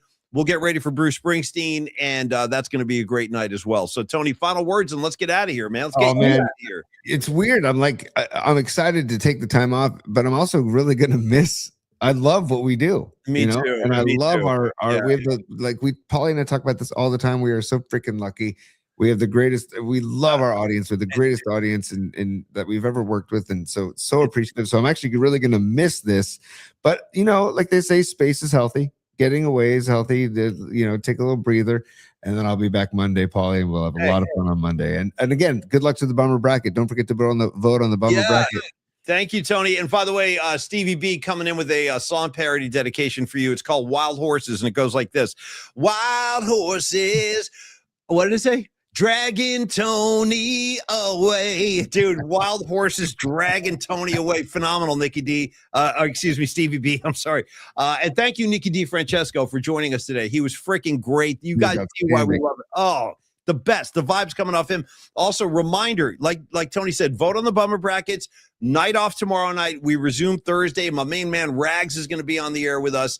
And we will present to you the new keyboard player in Rush, Lauren Gold. He'll be with us on Thursday. I'm really looking forward to that conversation. Creative Tony, have a great trip. I'm done. You're done. Take us home. Start your vacation. Business hours are over, baby. It's business. It's business time.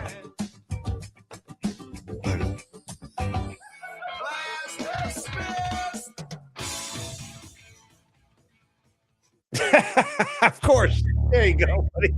Watching you press that thing over and over, it is kind of a funny visual, but I can feel the frustration. I've been there. I hate soundboard issues. Tony, have a great vacation, buddy. Really enjoy your time off. Give my best to the family. And as for the rest of all of y'all, I'll see you guys on Thursday at high noon. Rags, me, Dom, Lauren Gold from Rush. We'll see you then. Go Giants. Have a great night, everybody. Cheers. Peace, y'all. Thank you.